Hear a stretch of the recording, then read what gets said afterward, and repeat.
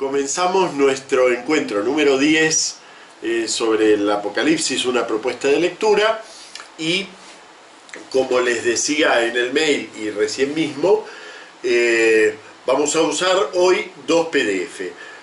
El PDF 9, con el que vamos a completar cierto aspecto de la lectura del tercer plano, y el PDF 10, donde continuamos dentro de este tercer plano, pero viendo un punto específico, que es la cuestión del milenio.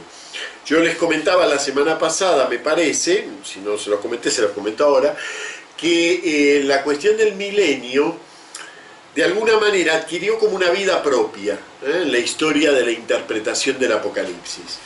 Y eso nunca favorece a un texto. El hecho de que ese texto se vuelva una especie de centro de discusión específico nunca favorece al texto. ¿Por qué? Porque se pierde su referencia, su dimensión de conjunto. Entonces, el milenio nosotros lo vamos a tratar hoy en el contexto del tercer plano, es verdad que cortando, pero en el contexto del tercer plano, y aún la semana que viene, cuando completemos el tema del milenio, todavía vamos a seguir viendo de conjunto el desarrollo de ese tercer plano y analizando los tres puntos que analizamos en cada uno de los planos, es decir, su aporte a la idea de iglesia, su aporte a la teología del martirio, ¿no? Bien, la figura femenina, bueno. Y vamos a continuar entonces ahora con eso, con la figura femenina del tercer plano, que la habíamos dejado en la semana pasada y se había cortado la clase en ese tema. La figura femenina, como sabemos, es la gran ramera o la célebre ramera, que es un paralelo, se desarrolla en el capítulo 17, y es un paralelo del capítulo 18, que es la caída de la gran ciudad o de la gran Babilonia. Es importante darse cuenta que son capítulos, todo en este, por eso es tan importante tener el esquema que les puse, la estructura que les puse en la diapositiva 3, todo en este capítulo está construido como sobre duplicaciones, pero no duplicaciones arbitrarias, sino que cada aspecto es desarrollado desde ángulos distintos. Yo hoy trataba de resumir un poco lo que pienso del Apocalipsis, porque no es fácil resumirlo. Y la expresión que me salía es, esperen un segundito, miren, lo apunté en una nota de equipo. La expresión que me salía es que es una visión poliédrica de la fe de Cristo actuando en la historia. Yo creo que eso es como un resumen de lo que es el Apocalipsis. Claro, al ser una visión poliédrica nos confunde continuamente, porque claro, uno va leyendo en secuencia, pero resulta que al leer en secuencia hay que ir cambiando de plano, de lugar, de sitio, y no solo dentro de los cuatro planos literarios de la obra, sino también dentro mismo, como en este caso el tercer plano, que nos muestra capítulo 17, la célebre ramera en su interacción con el Imperio Romano. Pero resulta que el capítulo 18 ya se aboca netamente a la caída de esa célebre ramera, es decir, de la gran ciudad. Muy bien. Habíamos visto el otro día, y hoy vamos a ver con un poco más de detalle, cómo esa ciudad, cómo esa célebre ramera o esa gran ciudad era identificada principalmente con Babilonia. Ese es el punto que más confusión da en la interpretación. ¿Por qué? Porque claro, si nosotros pensamos en Babilonia, en relación a la Biblia, Babilonia es el polo opuesto de Jerusalén, es decir, es la ciudad que conquista Jerusalén, que se lleva a los pobladores al exilio, la ciudad, digamos, que si uno tiene que elegir un símbolo demoníaco, más demoníaco que Babilonia, imposible. Entonces, claro, ¿cómo vamos a poner en una misma secuencia a Jezabel en el primer plano, que quieras que no, es una profetisa que forma parte de la comunidad, aunque se la rechace, aunque esté obrando mal, se la presenta como parte de la comunidad, ni que hablar a la mujer vestida de sol, símbolo inmediato de la iglesia, o el que ya veremos, la novia del Cordero, en los dos últimos capítulos, como la vamos a poner en la misma serie que la célebre ramera, representada por Babilonia. Bueno, pues eso es en realidad lo que hace el autor, ¿eh? Yo les puse aquí, en la diapositiva 5, por eso les pedí que abrieran este PDF número 9 que les mandé hoy, porque tiene una distribución distinta de las diapositivas. Y reemplaza desde luego al anterior, ¿eh? Si se fijan en la diapositiva 5, les puse algunas, no todas, porque el Apocalipsis, como les comenté al principio, es una continua referencia a textos de los profetas, continua. Así que prácticamente no hay frase en el Apocalipsis que no esté tomada de algún profeta. Pero les puse ahí una muestra de las distintas referencias que hay en el capítulo 18. Entonces, por ejemplo, solamente en Apocalipsis 18.2, que a su vez se enhebra con Apocalipsis 14.8, se enhebra a través de la repetición de la misma expresión. Esto, ¿para qué sirve al leerlo? Sirve para darnos cuenta que estamos ante planos simultáneos, ante realidades simultáneas. Ya habló en el segundo plano de la caída de la ciudad pecadora. Ya lo habló, ya lo dijo. Pero ahora estamos en el tercer plano, que es el tiempo de Dios entrando verticalmente en nuestra historia. Entonces, repite la misma frase que en 14.8, que pertenecía al segundo plano, y enhebra esas dos secuencias. Va a hacer lo mismo al final de todo este capítulo 18, o sea, en el 18.2 va a enhebrar con el capítulo 14. Y en el final va a enhebrar con 16.6. O sea que, como ven, él quiere que los leamos como si fueran hechos simultáneos. Lo son, está hablando de lo mismo, pero desde otro ángulo. Por eso les digo visión poliédrica, ¿eh?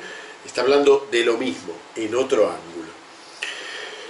Bueno, en ese capítulo 18.2, el versículo dice simplemente: cayó la gran Babilonia. Dice, gritó con potente voz diciendo: cayó la gran Babilonia, se ha convertido en morada de demonios, en guarida de toda clase de espíritus inmundos, en guarida de toda clase de aves inmundas y detestables. Eso dice el versículo 18.2. Bueno, allí tenemos referencias a Isaías 21.9, la expresión cayó la gran Babilonia. Isaías 13.21-22, que habla de la caída de Babilonia. Isaías 34.11-14, que habla del juicio contra Edom, otra ciudad pecadora, distinta. Jeremías 50.39, que habla sobre la caída de Babilonia. Y si seguimos avanzando, nos encontramos, por ejemplo, como en Apocalipsis 18.9 se hace alusiones directas a distintos momentos del largo poema de Ezequiel de 26-28, capítulos 26-28, donde se habla de la caída de Tiro, otra ciudad pecadora. Pero entonces, fíjense, ¿para qué sirven todas estas citas? No solo son citas expresivas, que por supuesto que lo son, y más en la mentalidad profética de la iglesia, en la que cada una de estas citas nos muestra el cumplimiento de una palabra divina. Entonces tiene su sentido citarlo.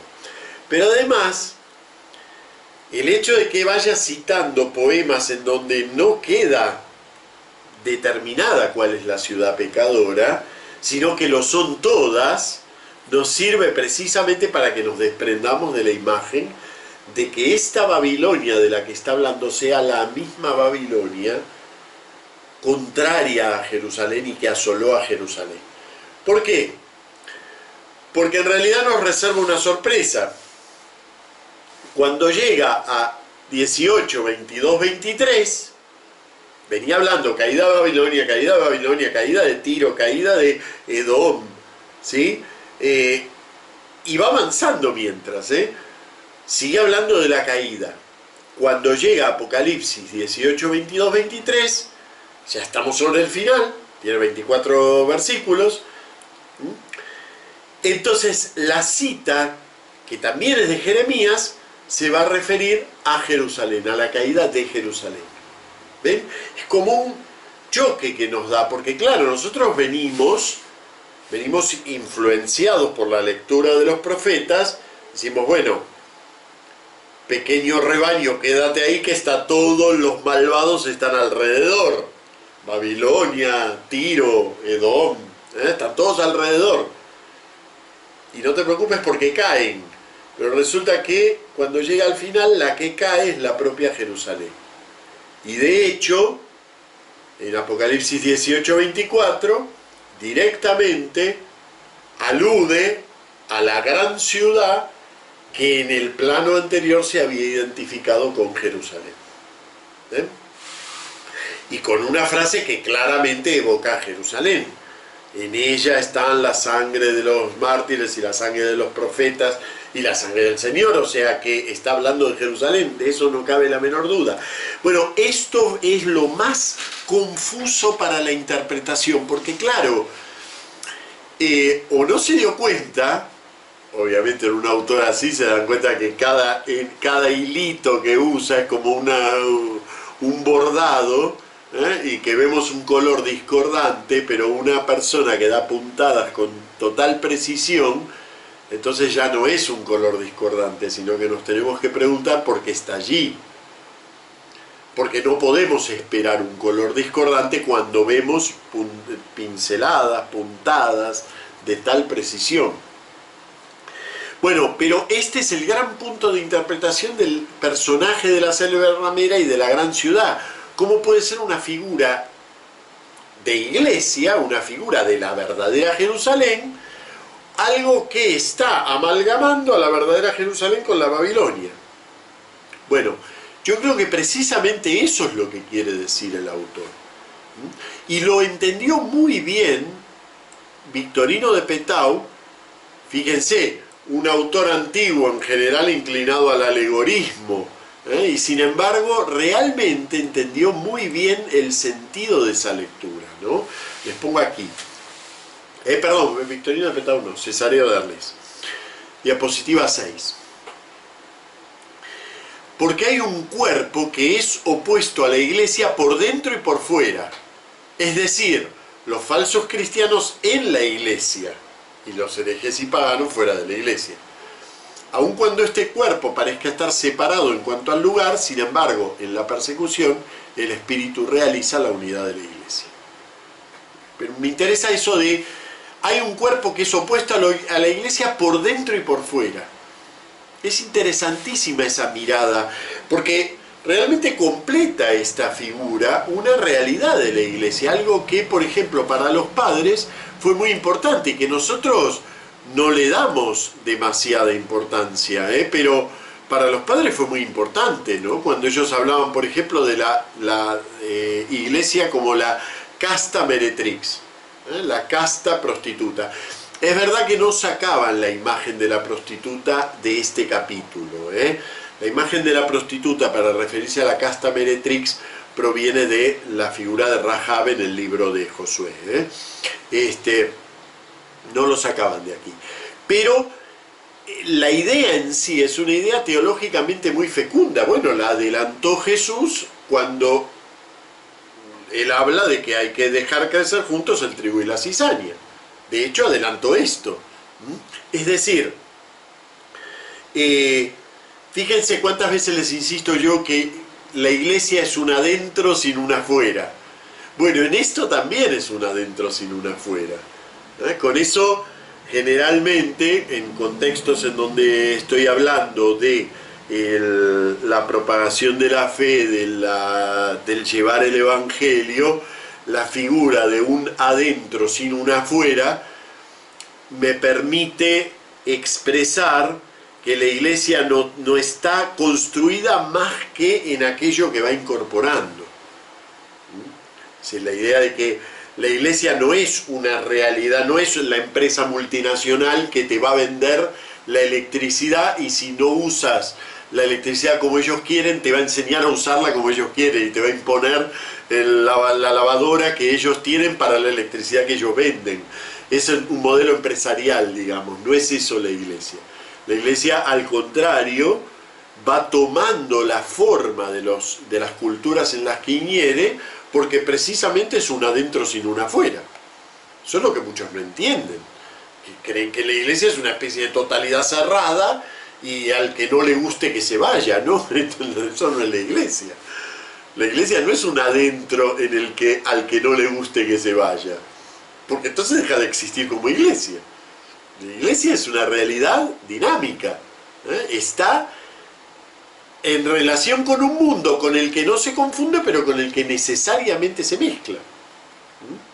Bueno, ahora esa imagen que la podemos usar para entender la misión, para entender la evangelización, para entender incluso el influjo de la cultura en la iglesia, nos tiene que servir también para entender que en realidad la corrupción de la fe, la mezcolanza en la fe, forma parte de la iglesia.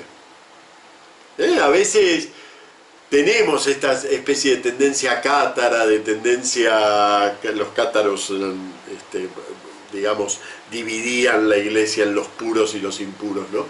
Tenemos cierta tendencia cátara de que, no, si no es un buen cristiano, entonces no, esa no es la verdadera iglesia. Sí, lamentablemente esa es la verdadera iglesia. O sea, la verdadera iglesia no es solo los buenos. La verdadera iglesia, y esto lo dijo claramente Jesús, de modo que no podemos saltarnos de ahí. La verdadera iglesia es trigo y cizaña, no es trigo. Ahora, que en la siega escatológica se va a distinguir claramente trigo y cizaña, menos mal, espero que se haga. Pero nosotros no podemos distinguirlo, y eso es un poco el sentido de esta figura ambigua, porque ¿qué es? ¿Es Babilonia, Jerusalén? ¿Cómo? Si la pintó con todos los rasgos de la Babilonia de los profetas, y resulta que sobre el final nos da la sorpresa de que en realidad no es Babilonia, es Jerusalén. Claro, si nosotros pensamos a Jerusalén como la cosa de los judíos, entonces no entendemos lo que dice el Apocaleta. El Apocaleta, vamos a poner que escribe entre los años 70 y 90, no sabemos exactamente cuándo, pero no importa. Escribe entre los años 70 y 90. ¿Qué se está produciendo en ese momento? Se está produciendo la separación entre los judíos y los cristianos. Los cristianos, que empiezan siendo una secta judía, empiezan ya, sobre todo con la caída de Jerusalén, con la caída de la ciudad en el año 70, y toda la preparación que le había dado Pablo a la teología de la incorporación de los gentiles, que no necesitaban pasar por la ley para recibir, digamos, la salvación en Cristo. Preparación por un lado de un suelo teológico y el hecho histórico concreto de la caída de Jerusalén en el año 70 ilumina, podríamos decir así, la mentalidad de la iglesia, le hace ver cuál era la voluntad de Dios, les hace ver, prácticamente palpar, ese traslado de la gracia, podríamos decir, del judaísmo a la fe en Cristo, como si hubieran movido la caja fuerte. Pero eso no ocurre en un día. De hecho, ni siquiera sabemos exactamente cómo fue el proceso físico que siguieron los cristianos en relación a la caída de Jerusalén. ¿Qué pasó con esos cristianos de Jerusalén? La tradición histórica afirma que se fueron en masa de Jerusalén cuando empezó el asedio a Jerusalén en el año 66. Se fueron en masa a la ciudad de Pela, y allí formaron sus comunidades judeo-cristianas, y luego esas comunidades judeocristianas perdieron el centro. ¿Por qué? Porque en todo ese tiempo que permanecieron aisladas, la iglesia fue creciendo. Entonces, claro, ya cuando terminó el asedio, cuando se pudo volver a Jerusalén, cuando vuelven, ya la situación es totalmente distinta a la época de los apóstoles. Ya Jerusalén no es la madre de todas las iglesias. Ni siquiera están allí ya las columnas, que posiblemente ya murieron. La tradición nos pone la muerte de San Pedro en el 67, perfectamente posible. Entonces ven, ya tampoco están las columnas de Jerusalén, los apóstoles que se recordaban con nombre y en relación al seguimiento de Jesús y en relación a ese grupo escatológico de los 12 que Jesús había fundado. Entonces, claro, ¿qué pasó con esos judeocristianos? Que ellos, que eran los que regían la iglesia, pasaron a ser un grupo marginal, que además tenían ideas completamente anticuadas, porque ellos tenían una mentalidad judeocristiana. Finalmente, esto que les digo no es lo que sabemos, es lo que se conjetura en relación a los poquitos datos que hay, basados sobre todo en las elaboraciones de este tema que hace Eusebio de Cesarea. A veces Eusebio de Cesarea simplifica un poco los procesos históricos, pero bueno, es nuestra única gran fuente histórica de la antigüedad, porque es el gran historiador eclesiástico de la antigüedad.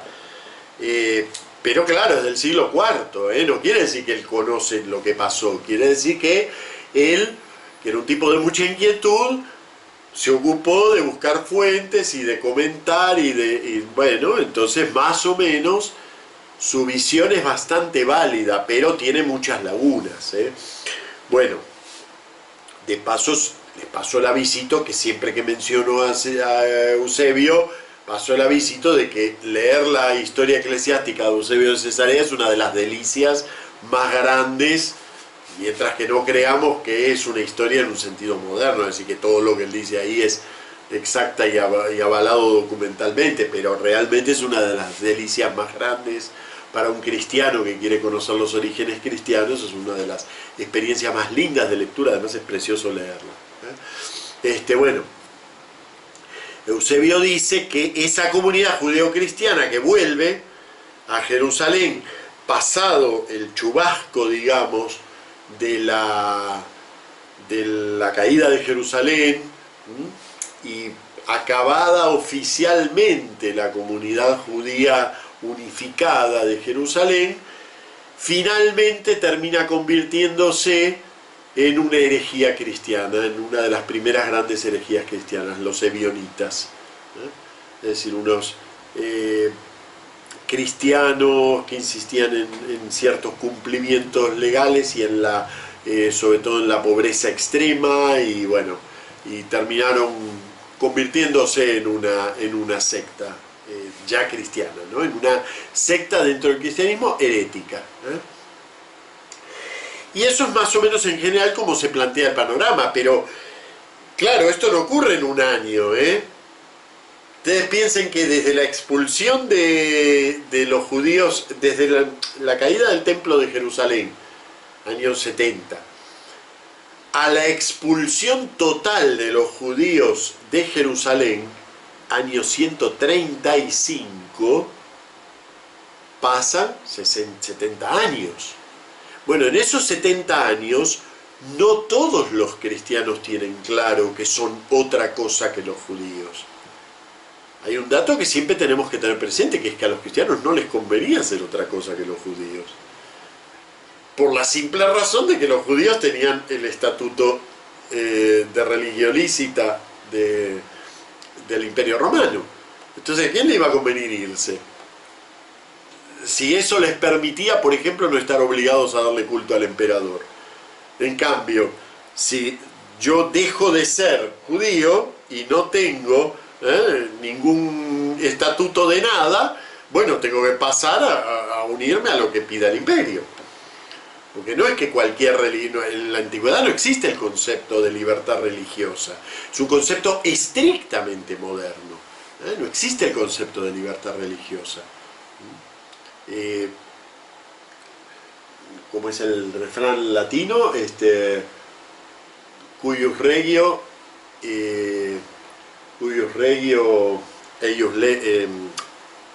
religio, cuius regio, ellos religio.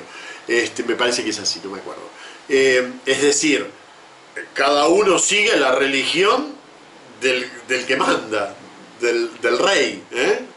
Cada uno tiene que seguir la religión del rey, como se hizo en la Reforma, cuando un territorio pasaba entero al protestantismo y otro territorio, a lo mejor había alguno que simpatizaba con las ideas protestantes, pero seguía siendo católico porque su legislador era católico. Esa es la mentalidad antigua en general y la que vigió hasta el siglo XVIII, de nuestra etapa. O sea que fíjense cuánto tenemos. Cuando miramos la antigüedad y cuando miramos el proceso de formación del cristianismo, yo sé que me estoy yendo mucho del Apocalipsis, pero para poder entender cómo pesa en el espíritu cristiano la caída de Jerusalén, que es un acontecimiento interno al judaísmo, pero que el cristiano lo siente todavía, incluso cuando ya no es judío, lo siente como propio. Eso es a lo que quiero que apuntemos, ¿ven? El cristiano de los años 70, 80, 90 sigue sintiendo esa caída de Jerusalén como algo que le ocurre a la propia fe. ¿Y qué importancia tiene esto? Bueno, mucha. Esto quiere decir que Dios puede realizar realmente su juicio escatológico. Por eso es tan importante comprender que este tercer plano no es un plano histórico, es un plano transversal a la historia. Entonces, el Apocalipta ve en la caída de Jerusalén algo que en realidad no forma parte de la historia.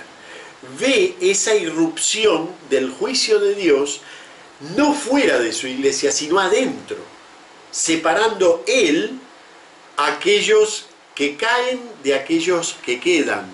¿Y quiénes son los que caen? Caen todos aquellos que fornican con los reinos paganos. En el lenguaje bíblico, fornicar con los pueblos paganos, fornicar con, no tiene nada que ver con el sexto y el noveno mandamiento, sino que tiene que ver con trapichear influencia. O sea, eso que hacían los judíos y que cuántas veces han hecho los cristianos a lo largo de la historia, ¿no? Trapichear con el poder. Sí, bueno, yo te avalo en esto, tú me avalas en aquello. Eso que lo ha hecho, es decir, Isaías, ¿qué le denuncia a Jerusalén en el siglo VIII a.C.?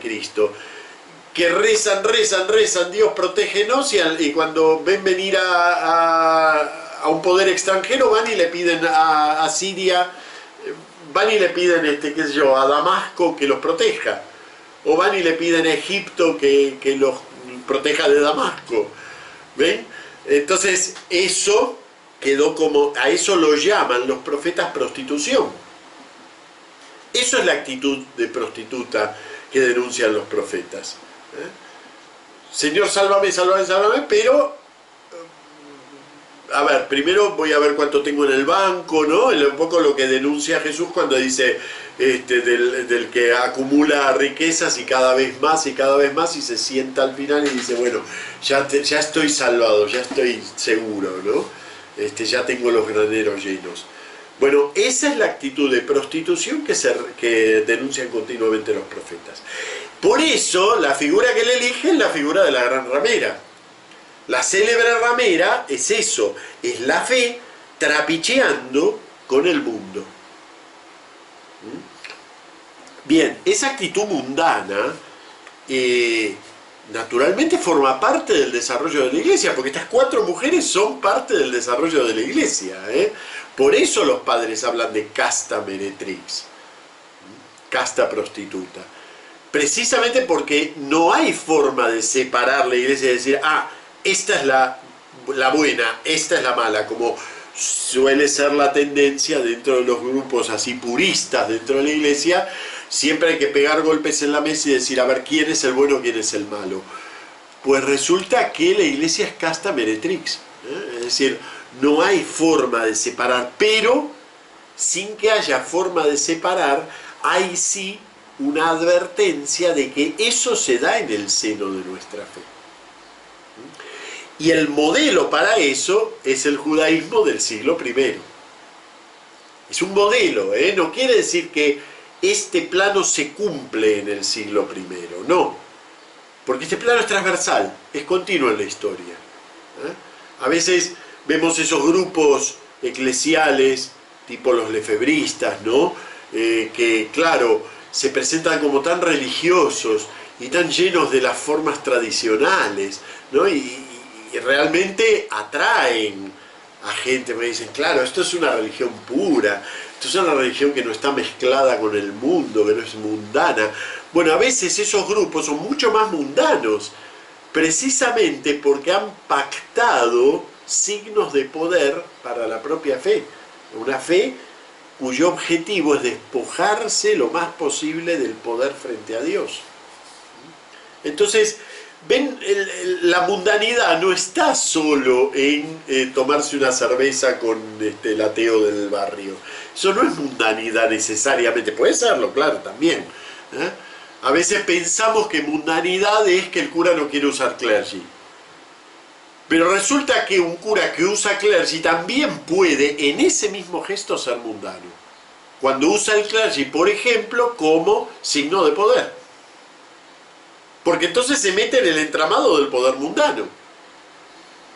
Y entonces, eso es mundanización de la iglesia. Ven que no hay una lista de cosas que sean las mundanas, porque si no, no necesitaríamos este símbolo.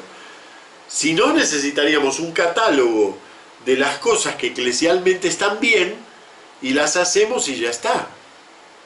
Pero no existe tal catálogo. Existe una iglesia que es la mujer vestida de sol, pero resulta que cuando la miramos de cerca hay una parte, un aspecto de ella que yo lo miro desde otro lado del poliedro y es la gran prostituta, la célebre ramera. Y resulta que aunque ya dio a luz a un pueblo, es la novia del Cordero. Y al mismo tiempo es una herética Jezabel. ¿Ven? Eso es lo poliédrico. No puedo separar en la iglesia este aspecto es mundano y este aspecto no lo es. Porque el día que yo pueda hacer eso, me cargué las palabras de Jesús de que no se puede separar el trigo de la cizaña. No se puede. Bueno, muy bien. Más o menos por ese lado van las diapositivas que llamo aquí elaboración. Me gustaría solamente leer una frase de Castellani, que está muy bien. A Castellani lo voy a nombrar hoy muy mal en relación al milenio, pero así que vamos a empezar nombrándolo muy bien, pobre hombre que hizo, desde mi punto de vista, muy equivocado su lectura, pero hizo un gran esfuerzo de interpretación total del Apocalipsis, de los pocos que han abordado el Apocalipsis en la actualidad con una lectura minuciosa, hecha desde un paradigma de lectura equivocado, ¿no? Que es un literalismo malentendido, un literalismo de tipo fundamentalista, pero tiene pequeñas intuiciones que valen la pena. ¿Ven? Como les leí antes lo de Cesario de Arles, les leo ahora lo de Castellani, que lo tienen en la diapositiva 6. Dice, las dos mujeres del Apocalipsis, él se refiere a dos, porque no vio la división en planos, eso como les dije es un paradigma mío, entonces tampoco se dio cuenta que el hecho de que haya 4 mujeres es algo significativo. Así que él, como muchos otros, habla solo de 2 mujeres, que son las 2 más visibles. La mujer vestida de sol y la gran ramera. Las 2 mujeres del Apocalipsis representan la religión verdadera. Esto es lo importante, no es una la verdadera y otra la falsa. Representan la religión verdadera en sus 2 polos extremos. La religión corrompida y la religión fiel. Lamentablemente él no lo saca esto del texto, él lo saca de un análisis de lo que para los profetas es es una ramera. Entonces está muy bien lo que dice, pero no surge del texto, lamentablemente. Pero es exactamente así. Las dos mujeres, estas dos, las cuatro en realidad, representan la religión verdadera en sus dos polos extremos. La religión corrompida y la religión fiel. Religión corrompida es tan religión verdadera como la otra. Bueno, la iglesia de la Odisea rodea esa idea de iglesia corrompida, pero ahí la figura de la iglesia corrompida es Jezabel, que está en el medio, no es iglesia de la Odisea. Pero efectivamente, como realización de iglesia particular, la que expresa esa iglesia corrompida desde adentro, que parece religiosa y ya no lo es la iglesia de la Odisea. ¿Se acuerdan que la organización de las cartas es curiosa precisamente porque va, por un lado confluye en el centro, figura de Jezabel, por otro lado va hacia peor, hacia la caída, ¿no? hacia la peor corrupción, que es parecer religioso sin serlo, que es iglesia de la Odisea. Bueno, muy bien. Esto entonces más o menos para tener el panorama de lo que es esta célebre ramera y por qué los símbolos de la célebre ramera aluden a la caída de Jerusalén. No porque ese sea su cumplimiento histórico. Aquí no, en este plano no hay cumplimiento histórico. Ahora bien, eso nos deja preparado el terreno para entender el otro momento difícil del plano este, que es el llamado milenio.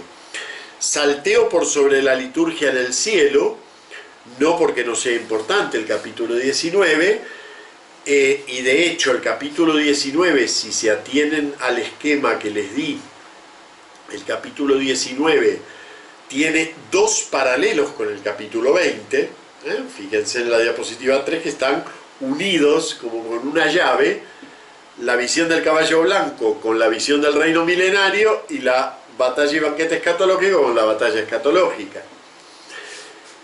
Lo salteo por una cuestión de que ya hemos visto aspectos de la liturgia tal como la plantea el Apocalipsis, lo hemos visto cuando vimos los capítulos 4 y 5, que los vimos un poco en detalle. Y además tienen una hermosa fuente que es el libro de Hugo Bani, en donde precisamente retoma ese capítulo 19 como liturgia para entenderlo litúrgicamente. Entonces lo dejo un poco en manos de la bibliografía y de que ya hemos hablado de este tema. Y me voy al milenio. Y ahora sí abrimos el PDF número 10. Bien, el milenio es todo un problema entender esto del milenio. Como les digo, no lo podemos aislar, forma parte del planteo del tercer plano, y precisamente uno de los graves problemas al entender la cuestión del milenio fue haberlo aislado. ¿Por qué? Porque por el modo en que está redactado el texto, daría como la impresión de que es un acontecimiento en un momento puntual de la historia.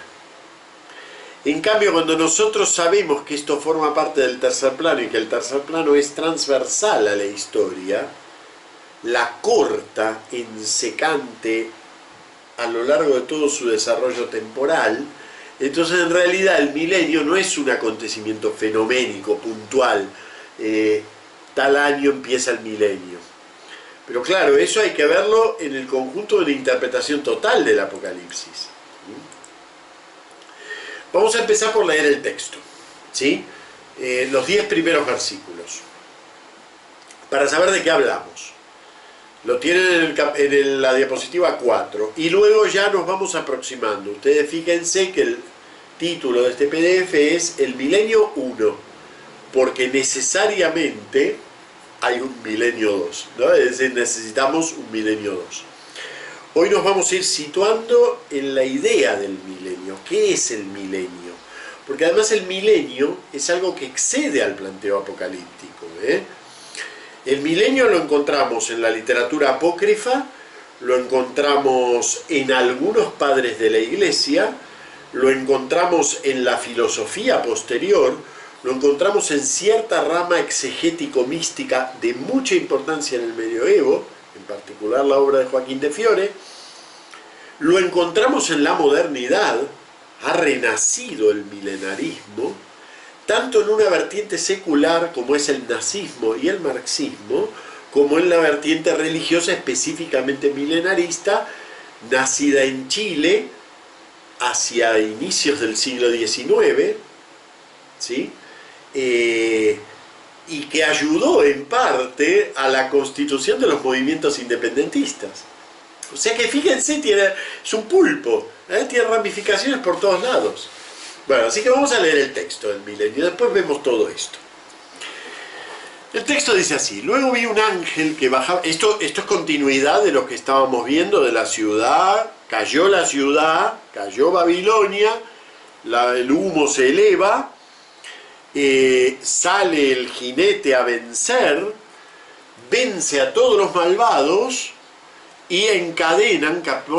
Mejor vamos a leer el final del capítulo 19 para que veamos cómo se encadena esto. Dice: la bestia fue capturada y con ella el falso profeta, el que había realizado en servicio de la bestia las señales con que seducía a los que habían aceptado la marca de la bestia y a los que adoraban su imagen, relación con el segundo plano. Los dos fueron arrojados vivos al lago del fuego que arde con azufre. Los demás fueron exterminados por la espada que sale de la boca del que monta el caballo, y todas las aves se hartaron de sus carnes. O sea que al final del capítulo 19 aquí no queda ni Dios, no queda nadie. Todo lo que podía haber ya desapareció. Pero en el capítulo 20 va a empezar así. Luego vi acuérdense el luego apocalíptico. El luego apocalíptico no es una marca temporal.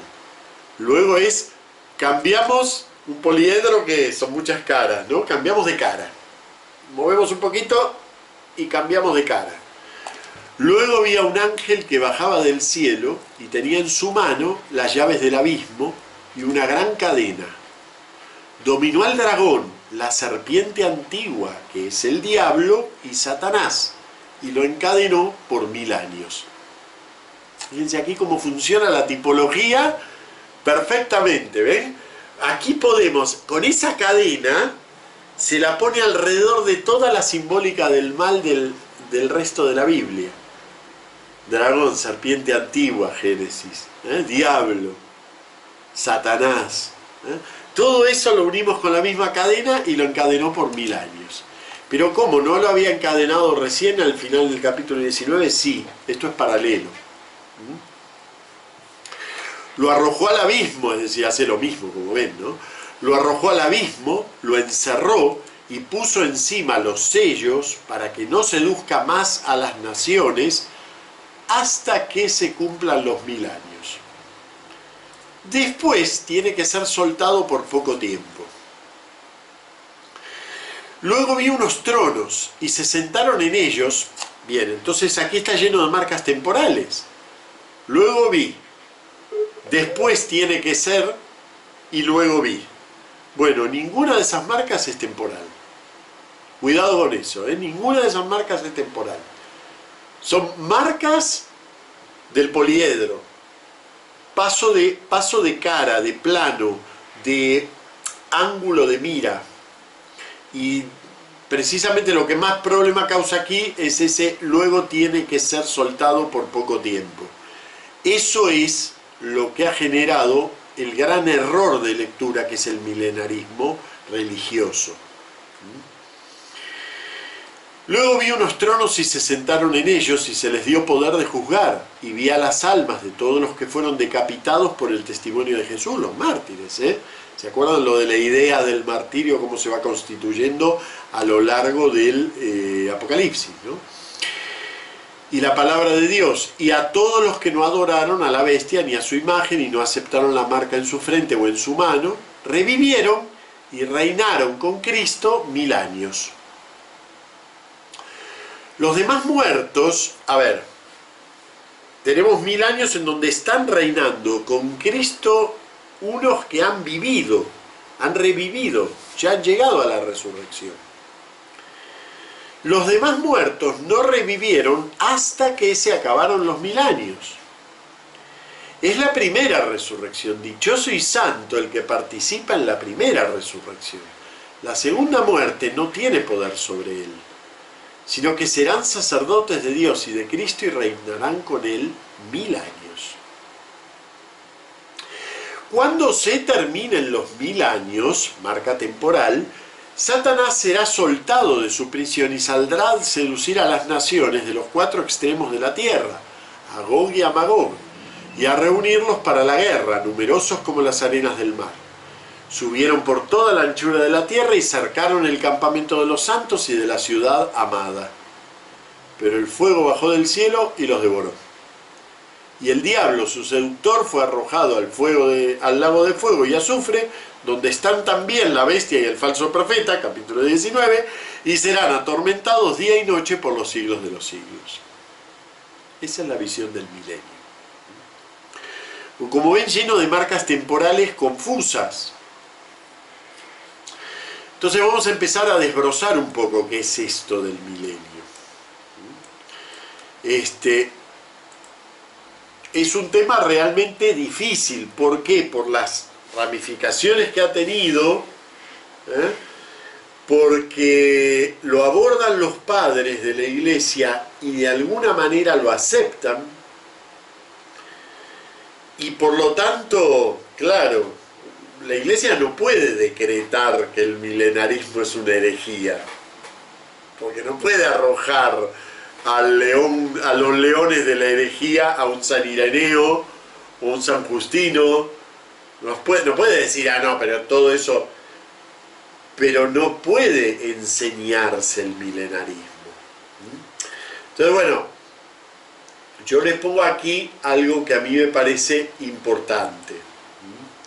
Esto es una consideración mía que me va a servir para explicarles el tema y para ver si lo entendemos. Pero no es ni remotamente es algo que todo el mundo acepte. Yo pienso que el milenio,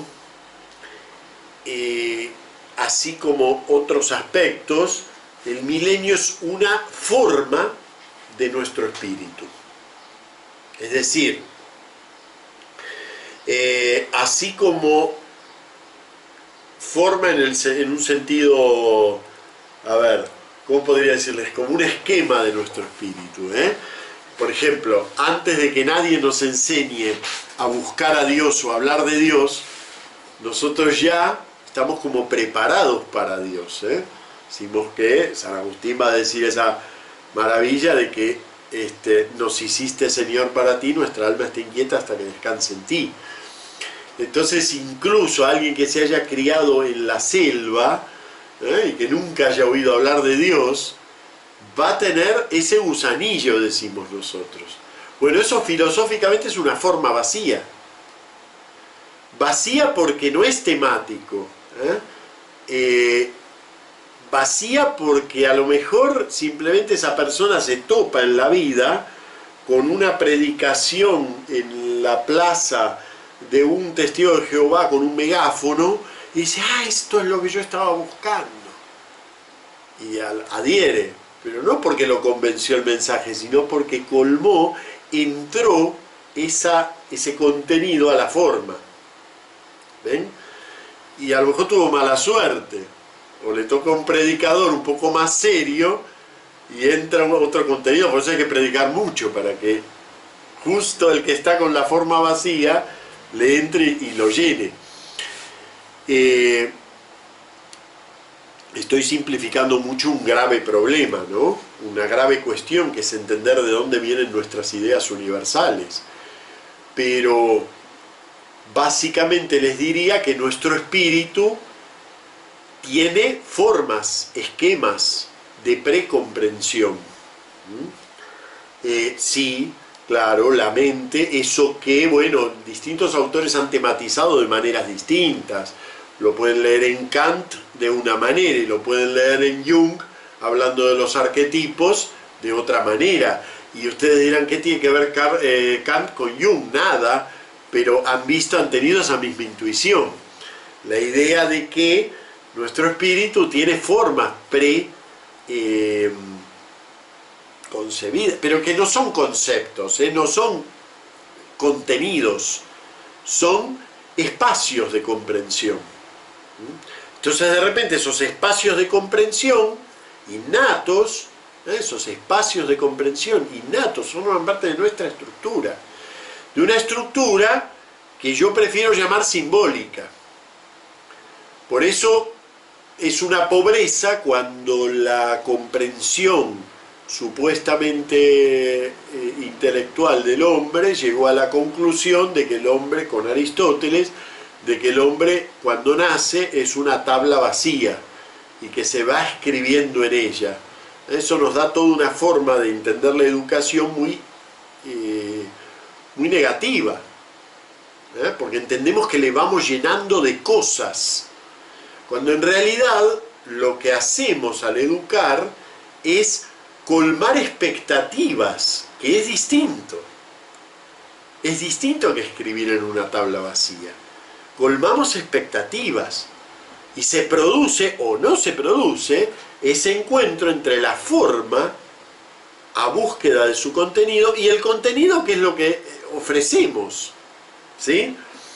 La evangelización es así también, por eso es tan importante estos problemas. Por eso les digo, ven, si ustedes van a un chico como, supónganse, Jaime Altozano, este genio de la comprensión musical que pueden ver en YouTube, uno de los mejores youtubers que he visto. Es una maravilla ese chico. Ese chico no tiene idea de Dios, pero tiene una inquietud increíble. La novia del Ter no sabe nada de religión, pero ayer vi un vídeo de ella sobre los símbolos religiosos en el rap y me quedé alucinado de cómo comprende desde un lugar que no es religioso y que no es experiencia religiosa. ¿Pero eso por qué? Porque nuestro espíritu ya posee esas formas. Son formas simbólicas. Bueno, perdonen toda esta larga introducción, pero es para que entiendan a qué llamo yo que el milenio es una de esas tantas formas. Esto quiere decir que nuestro espíritu está preparado. ¿Por qué? Porque nuestro espíritu está preparado para la justicia, no para la injusticia. Ninguno se aguanta que el mundo esté organizado tan injustamente. Ni el más cínico de los dueños del Wall Street, ni el más cínico llamaría a eso injusticia. Lo reviste con una capa de justicia, lo barniza con donativos y fundaciones. Pero nadie aguanta la injusticia del mundo. ¿Por qué? Porque nuestro espíritu está hecho para la justicia, no para la injusticia. Entonces, dentro de ese nuestro espíritu, no me voy a derivar por ese tema. A mí el concepto de ley natural yo no me gusta. Pero bueno, nada, no me derivo sobre ese tema. Prefiero hablar de formas vacías. Les decía, dentro de esa aspiración a la justicia que tienen todos los hombres, todos, incluso el más injusto de los hombres, disimula y reviste y barniza su obrar como un obrar de justicia, dentro de eso está la posibilidad de ver la justicia instaurada. Un poco como en el refrán popular, ¿no? Siéntate a la puerta y verás pasar el cadáver de tu enemigo, ¿no? Un poco la idea es que nuestro espíritu espera el cumplimiento de una justicia en este mundo. Es verdad que como cristianos podemos creer en el trigo y la cizaña y en el juicio escatológico y en que Dios es retribuidor y dará a cada uno lo que le corresponde, e incluso podemos ser ultra misericordiosos y decir, no, yo quiero que todos los hombres se salven, incluido Hitler, pero claro, para eso tenemos que de alguna manera introducir un sistema de compensación justa en el otro mundo. Pero lo cierto es que nuestro espíritu reclama justicia en este mundo. Bueno, a ese esquema en el cual en un mundo injusto yo espero, y es una forma vacía, yo espero una justicia intramundana, una justicia de la cual el ser humano pueda tener una experiencia mundana, propia. A eso lo llamo yo el esquema del milenio. Pero no tiene por qué ser 1000 años. Pero, ¿por qué es tan importante esto? Porque, fíjense, son 10 versículos lo que leímos. Ustedes no saben la cantidad de ramificaciones que tiene esto en la historia. Cómo estos 10 versículos, cómo aparecen por todos lados. Y además aparecen en las formas más raras, porque no es lo que aquí dice, aparecen en las formas más raras. Bueno, vamos a definir un poco lo que es el milenarismo. Lo tenemos en la diapositiva 3. Les pongo, en sentido amplio, milenarismo es la concepción del fin de la historia que habla de la instauración de los valores escatológicos de justicia, paz, igualdad perfectas, o sea como dones divinos, o sea como valores secularizados, porque el milenarismo puede ser marxista, el milenarismo puede ser nazi, no hay una única forma de milenarismo.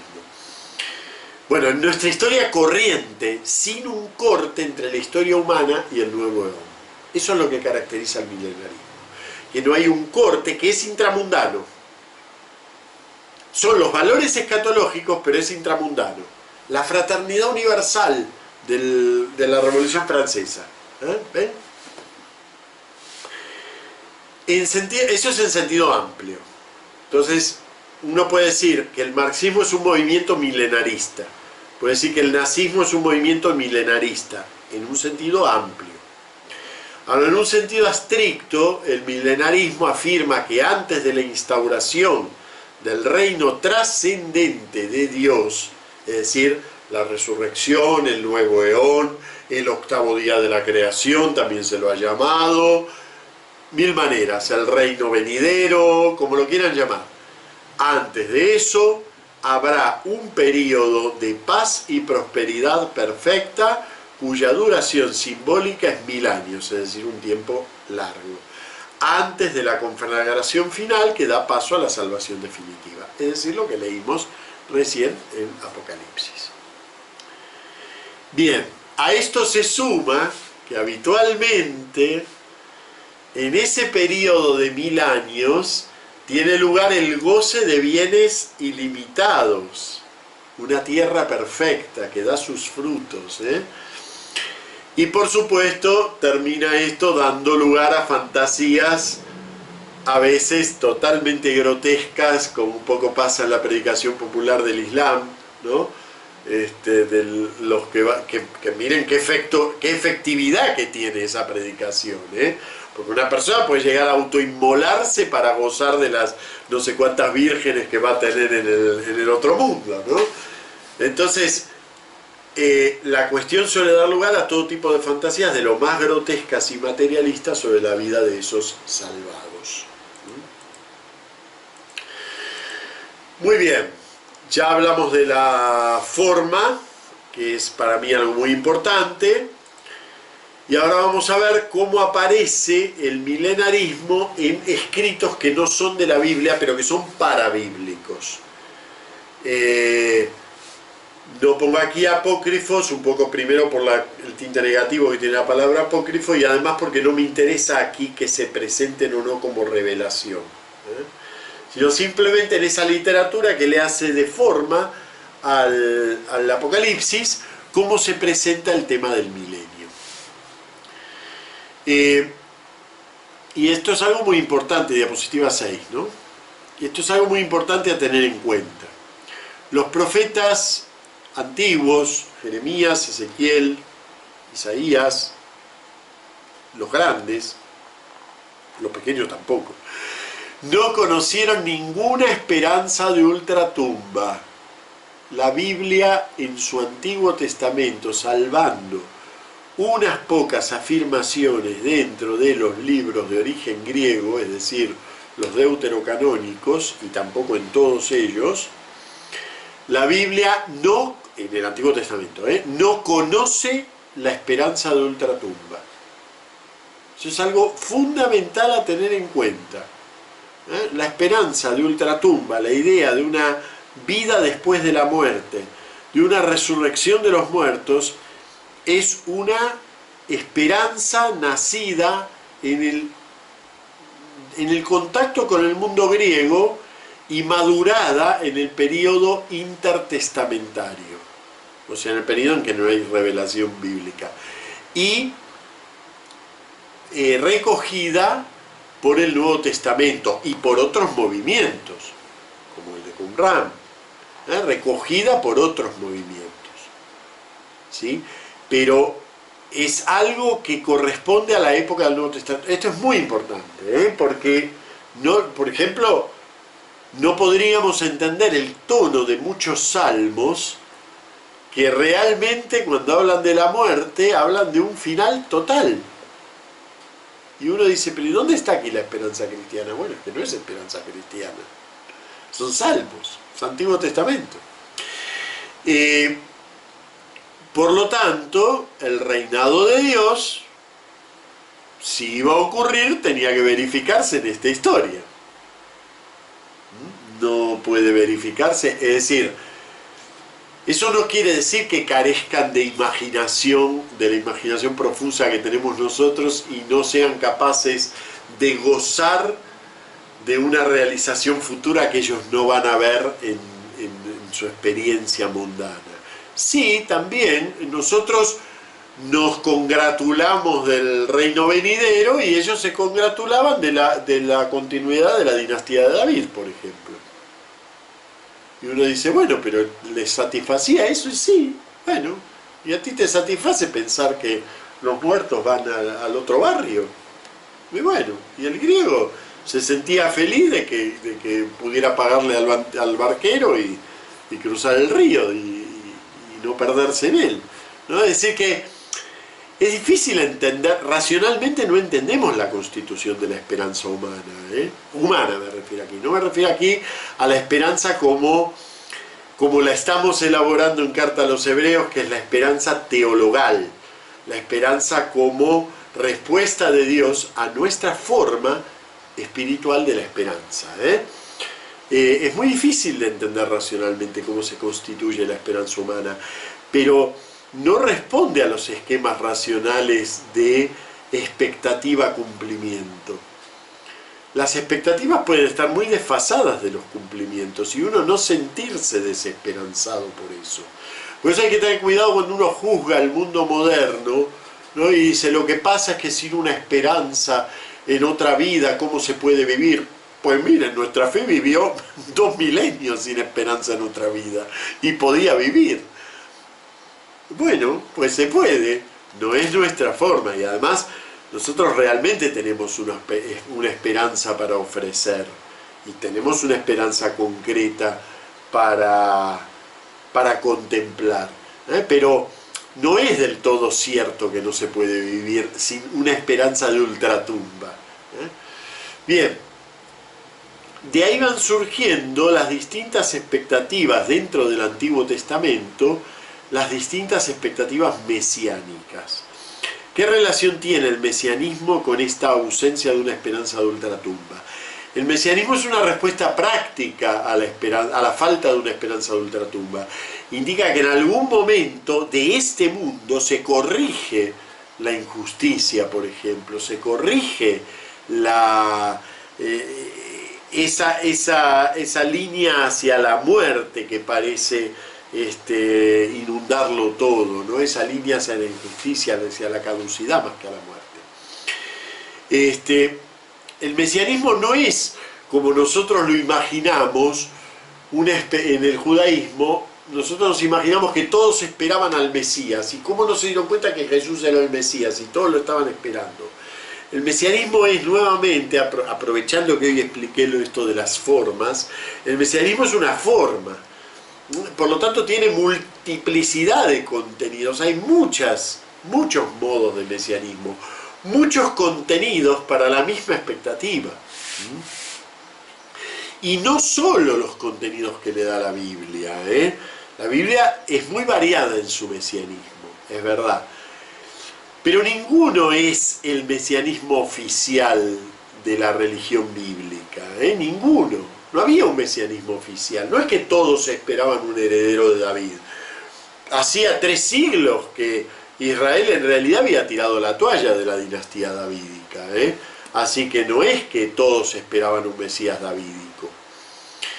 Bueno, tenemos un ejemplo, el clásico del mesianismo en Isaías 11, 1 al 5. Lo que nosotros llamamos mesianismo viene de ese texto, que ahí sí es referido a la línea de David. Isaías 11, 1 al 5 lo van a reconocer enseguida porque lo leemos muchísimas veces en misa.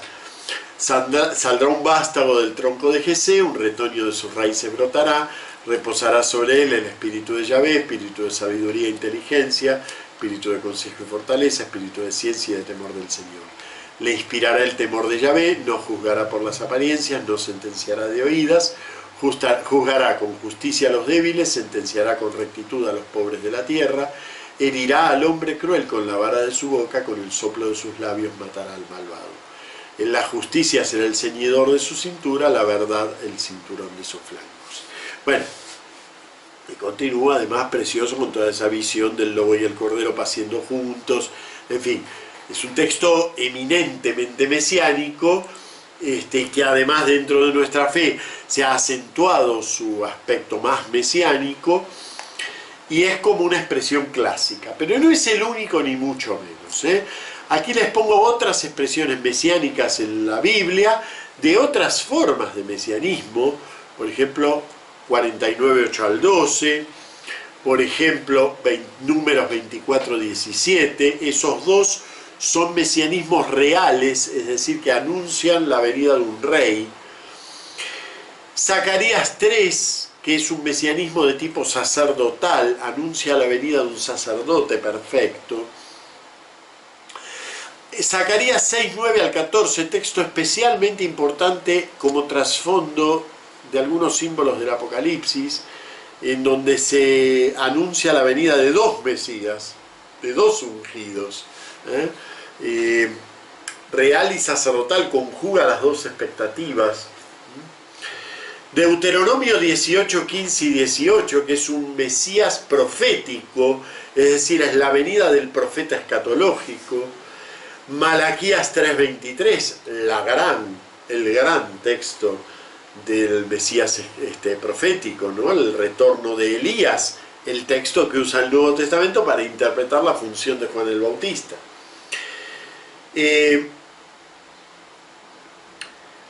Aquí Díez Macho, recuerdan los volúmenes de Díez Macho, apócrifos del Antiguo Testamento, aquí les doy la referencia por tomo y página para que puedan ampliar un poquito esta información. Tiene una idea muy interesante, muy valiosa. Él dice que la idea esta del milenarismo religioso, como lo leemos en el Apocalipsis, o en otros textos que luego mencionaré, es decir, viene el reino trascendente de Dios, pero antes de eso viene un reino inmanente de Dios, donde se realizan los bienes escatológicos inmanentemente. Recién después viene la conflagración final y luego la instauración del reino trascendente. Díez Macho explica que fue un intento de conciliar la falta de expectativa trascendente de los profetas antiguos con las nuevas ideas de trascendencia que iban surgiendo. ¿Cómo leo yo aquellos textos? Bueno, yo los puedo leer como hacemos hoy, es decir, los entendemos poéticamente, los entendemos simbólicamente, pero claro, en una época en donde la lectura era fuertemente literal, ¿cómo entendían esos textos que hablaban eminentemente de un mesianismo inmanente? Bueno, pues los entendían duplicando este reino de Dios. Una parte, podríamos decir así, inmanente y otra parte trascendente. Les pongo aquí algunas referencias de escritos parabíblicos, milenaristas. Uno Enoc, aunque no usa la palabra la duración de 1000 años, pero es un texto muy clásico del milenarismo. En Secretos de Enoc, el libro Secretos de Enoc, en capítulo 11, tienen lo mismo. Ahí aparece una idea que luego la van a explotar algunos padres de la Iglesia, la idea de que la historia del mundo está dividida en 7+1 periodos. Los 7 días de la creación son como una versión condensada de los 7 milenios de la creación. Entonces la creación va a durar 7 milenios. ¿Y qué es el +1? Es la entrada del reino trascendente, el llamado octavo día. La concepción del octavo día la tienen en San Pablo más indirectamente, pero el día octavo vendría a ser el reino trascendente de Dios. Bueno, pues el último día, el último milenio, es el anticipo inmanente de ese octavo día. Entonces nosotros estaríamos en este momento en el 6.º milenio. Y si ustedes se fijan, los judíos cuentan así el tiempo. Estamos en el año 5700, no me acuerdo cuánto. Creo que será 5770 más o menos. Estamos en el 6.º milenio de la creación, o sea que luego para esta concepción viene el 7.º día, o sea el 7.º milenio, que es un milenio de goce, como el 7.º día de la creación es el del descanso de Dios, y luego ya la restauración trascendente, ¿no? Esa idea aparece en la epístola de Bernabé y aparece luego en San Agustín. A su vez en 4 Esdras, otro libro apocalíptico que ha sido muy utilizado por los primeros cristianos, aparece también un reino inmanente, no con una duración de 1000 años. Se dan cuenta que el nombre de milenio tiene que ver con el Apocalipsis, pero no el concepto. El nombre de milenio es porque el Apocalipsis le asigna 1000 años de duración, pero no necesariamente un milenarismo implica un reino de 1000 años. Puede implicar otras duraciones. ¿Ven? Como aquí el reino dura entre 30 y 400 años. Bueno, vamos a otro aspecto. ¿Qué padres son favorables al milenarismo? Bueno, unos cuantos, Si recorremos la literatura patrística, pueden hacerlo en la sección Los Padres de la Iglesia del Testigo Fiel, se van a encontrar con que algunos padres muy señalados, San Justino por ejemplo, San Justino es un padre posapostólico, o sea que es está muy reciente la generación del Nuevo Testamento. San Justino es discípulo de los discípulos de los apóstoles. En el diálogo con Trifón del año 150 aproximadamente, él dice que otros cristianos no acatan esta doctrina, o sea que no la da como obligatoria para la fe, pero que él está convencido de ese milenarismo, que lee precisamente en el Apocalipsis, ¿no? En Carta a Bernabé, yo ya les comenté recién, ahora menciono eso. En Carta a Bernabé, en el capítulo 15 se mencionan estos 8 períodos. Papías, un autor que dice de sí mismo ser una especie de testigo muy fiel de las creencias apostólicas, y remarco el dice de sí mismo porque Eusebio de Cesarea lo cita tapándose la nariz, o sea, detesta a Papías. Y la verdad es que yo, como soy muy seguidor de Eusebio, me doy cuenta de lo que le molesta de Papías. Él dice de Papías una frase que a mí me hace mucha gracia. Él dice algo así como: Papías, cuya erudición fue pareja con su falta de comprensión, o sea que leía mucho pero no entendía nada. Bueno, dice algo así. Y realmente, claro, cuando uno lee como nos pasa con estos padres subapostólicos o postapostólicos, que están muy ahí del Nuevo Testamento, que son lo único que tenemos, ¿entienden? Entonces, claro, uno quisiera aferrarse al testimonio de Papías, de él es de donde nos viene la convicción de que es el apóstol Juan, el autor de los escritos joánicos y todo eso. Cuando uno dice sí, porque la tradición dice que, a veces es uno solo el que lo dice, ¿eh? No se crean que la tradición son 50 señores sentados estudiando profundamente un tema. A veces es una idea que a lo mejor se le ocurrió a él, ¿eh? ¿Qué es lo que pasa? Un poco uno huele, y Eusebio se da cuenta de eso, uno huele que hay cosas que se las estaban sacando de la manga, ¿no? O sea, que realmente no están transmitiendo un saber antiguo, sino concepciones propias. Bueno, un poco con Papías pasa eso, pero bueno, ven, Papías directamente entiende que el Apocalipsis es milenarista, es decir, que la idea que ese capítulo quiere transmitir es la que literalmente leemos. Creo que ya nosotros estamos preparados, nosotros por lo menos en nuestro modo de leer el Apocalipsis estamos preparados para darnos cuenta que una lectura tan literal no calza con el conjunto de la perspectiva del autor del Apocalipsis. Es decir, que realmente hay que quitarse las gafas de la literalidad para leer a un autor que continuamente te está abordando alrededor de una palabra, de una imagen, de un símbolo. Bueno, el hereje Cerinto, importante porque un poco vino bien que el hereje Cerinto sea tan abiertamente milenarista, porque eso obligó a otros padres a tomar posición frente a la herejía de Cerinto, y afortunadamente, digamos, se le vio la pezuña a la idea milenarista. El hereje Cerinto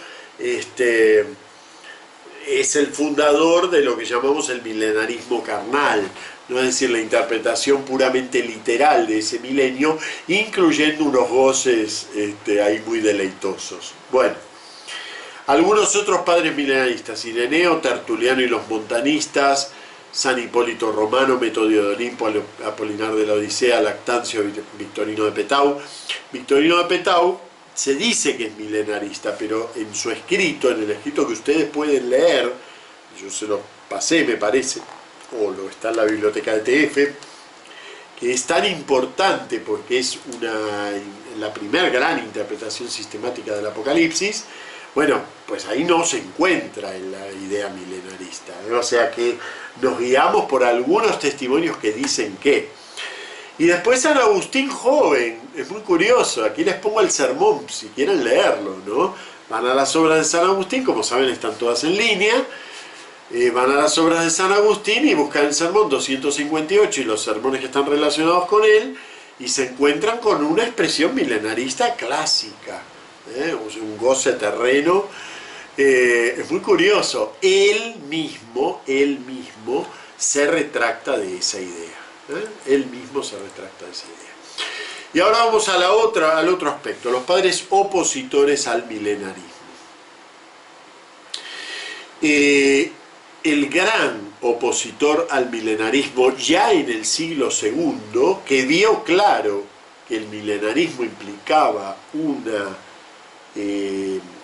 realmente un licuar la fe, porque nuestra fe tiene un contenido innegablemente trascendente, que es eso lo que hace que nuestro autor del Apocalipsis se esfuerce. Por eso da tanta rabia las lecturas literales del Apocalipsis, literales en el mal sentido, fundamentalistas, ¿no? Precisamente porque nuestro autor se esfuerza por mostrar que todo eso que dice inhiere transversalmente en la historia, y para decir eso crea un edificio de lenguaje para poder expresar eso, y después vamos y lo leemos al estilo Testigo de Jehová. Bueno, el primero que se da cuenta de eso es Orígenes. Orígenes, que dominó el panorama intelectual del siglo II, y realmente merecía dominar el panorama intelectual del siglo II, fue abierta y completamente antimilenarista. ¿Cuál es la desgracia? Que luego surgió el antiorigenismo. Y el antiorigenismo a veces se volvía milenarista precisamente porque a Orígenes no le había gustado, ¿no? Es decir, un poco la dialéctica del pensamiento es esa, a veces una posición empuja a la otra, ¿no? La empuja contra las cuerdas.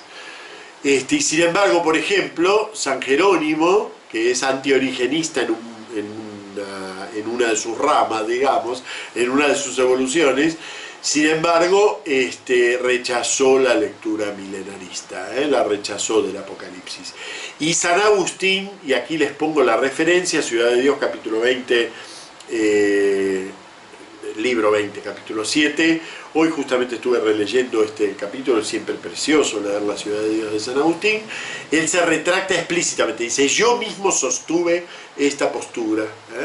Él se retracta explícitamente del milenarismo. Lamentablemente carece de una teoría literaria que le permita dar cuenta de las marcas temporales que tiene el capítulo 20 del Apocalipsis y cómo deben ser leídas adecuadamente. Entonces hace ahí un merengue en el capítulo 20 que uno termina no entendiendo nada, que yo creo que es el objetivo de San Agustín. Él quiere decir, yo no soy milenarista, pero no tiene un soporte teórico para poder dar cuenta de lo que realmente el capítulo 20 quiere decir. Orienta, es verdad, la lectura que va a hacer la Iglesia hasta hoy. Orienta la lectura, pero no llega acabadamente a expresar el sentido profundo del capítulo milenarista. Otros padres que también hablan en sentido no milenarista, San Clemente Romano, Hermas, Clemente Alejandrino, San Cipriano, estoy mezclando épocas también, Dionisio de Alejandría, San Efrén, bueno. Y aquí les pongo esto que les decía recién, ¿no? Es decir, la interpretación alegórica o espiritual del capítulo 20 del Apocalipsis, del capítulo milenarista, la que adopta San Agustín, que hace un lío bárbaro en ese libro 20 de la Ciudad de Dios, es la que finalmente queda como una especie de modelo de lectura. Y contra esa van a reaccionar los milenaristas posteriores, porque es verdad, cuando uno lee ese capítulo, ese libro de San Agustín, se da cuenta que no llegó a resolver lo que dice el texto. Entonces, claro, una exégesis atenta tiene que decir, no, pero es que esto no está bien leído. Y tiene la tentación de volver al milenarismo literal, porque las marcas temporales están ahí. Luego vi, después ocurrió, luego por un breve tiempo, y al final tal cosa. O sea, las marcas temporales están ahí. Bueno. Y vamos a cortar aquí, dejamos estas diapositivas para la segunda parte, que simplemente es como el entronque con el significado del texto. Espero que les haya interesado. Hoy es un tema ahí medio complicadito, pero bueno, la semana que viene continuamos con esto mismo. Yo estas 3 diapositivas que quedan aquí las paso ya al que viene. Bueno, muy bien, hasta la semana que viene.